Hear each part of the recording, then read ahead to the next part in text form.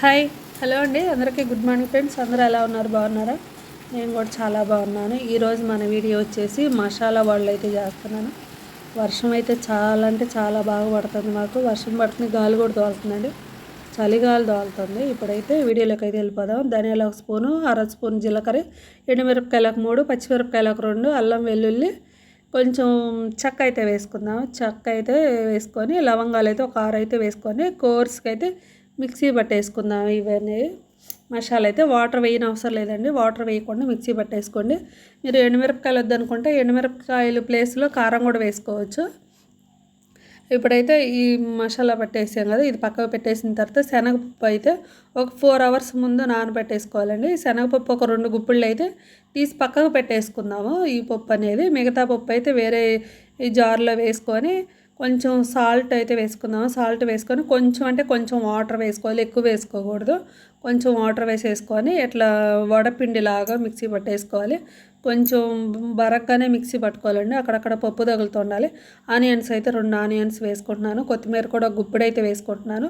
ఇందాక మనం శనగపప్పు పక్కకు తీసి పెట్టాం కదా, అదను మసాలా కూడా వేసేసుకొని కరివేపాకు అయితే ఒక 3 రెమ్మలు అయితే వేసుకుంటున్నాను నేను. కరివేపాకు వేసిన తర్వాత వంట సోడా అయితే ఒక చిటికెడు అయితే వేసుకుందాము. వంట సోడా వేసిన తర్వాత బీప్ పిండి అయితే ఒక 3 స్పూన్లు అయితే వేసుకుంటున్నానండి. ఈ బీప్ పిండి ఇవన్నీ కలిపేలోపు ఆయిల్ అయితే డీప్ ఫ్రైకి ఆయిల్ పెట్టేసాను.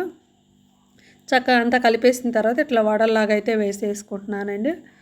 చాలా అంటే చాలా బాగుంటాయి ఫ్రెండ్స్. ఈ మనం బీప్ పిండి వేయటం వల్ల బాగా క్రిస్పీగా వస్తాయి వడలు అనేవి, అసలు విడిపోకుండా కూడా ఉండిద్ది. ఆయిల్లో వేస్తే అట్లా చేత్తోనే వడల్లాగా వేసేసుకోవచ్చు. అట్లా సింపుల్గా వేసుకోవచ్చు అండి. అసలు వంట రాని వాళ్ళు కూడా చేసుకోవచ్చు, అంత సింపుల్గా అయితే చేసుకోవచ్చు.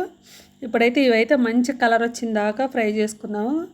నెక్స్ట్ వీడియో మనది వచ్చేసి ఈ వడల కర్రీ అయితే చేస్తానండి. టేస్ట్ మాత్రం చాలా బాగుండిద్ది. ఈ వడలే చాలా బాగుంటాయి అసలు తింటుంటే. మనకి స్పైసీగా ఉంటాయి అండ్ క్రిస్పీగా కూడా ఉంటాయి. చాలా అంటే చాలా బాగుంటాయి. ఇవైతే మంచి కలర్ వచ్చిన తర్వాత 2 వైపులు అట్లా ఫ్రై చేసుకొని ప్లేట్లోకి అయితే తీసుకుందాము.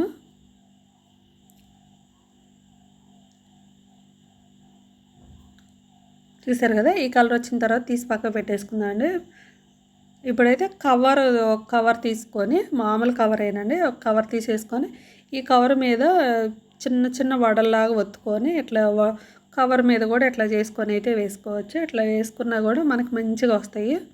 ఇప్పుడైతే రెండో వాయి కూడా వేసేసుకొని 2 వైపులు చక్కగా మంచిగా మరీ హైలో పెట్టకండి, అట్లనే సిమ్లో కూడా పెట్టకండి. సిమ్లో పెట్టినా ఆయిల్ పీల్చేస్తాయి, అట్లనే హైలో పెట్టినా పై వరకే నల్లగా అయితే వస్తాయి. మంచిగా లో టు మీడియంలో పెట్టుకొని మంచి కలర్ వచ్చిందాకా ఫ్రై చేసుకోండి. చూసారు కదా, మన మసాలా వడలు అయితే రెడీ అయిపోయింది ఫ్రెండ్స్. ఈ వీడియో నచ్చితే మాత్రం తప్పకుండా లైక్ చేయండి. మన ఛానల్ ఎవరైనా కొత్తగా చూస్తుంటే సబ్స్క్రైబ్ చేసుకోండి. ఈ వీడియో అయితే ఇంతటితో ఎండ్ చేస్తున్నాను ఫ్రెండ్స్. అందరికీ బాయ్ అండి.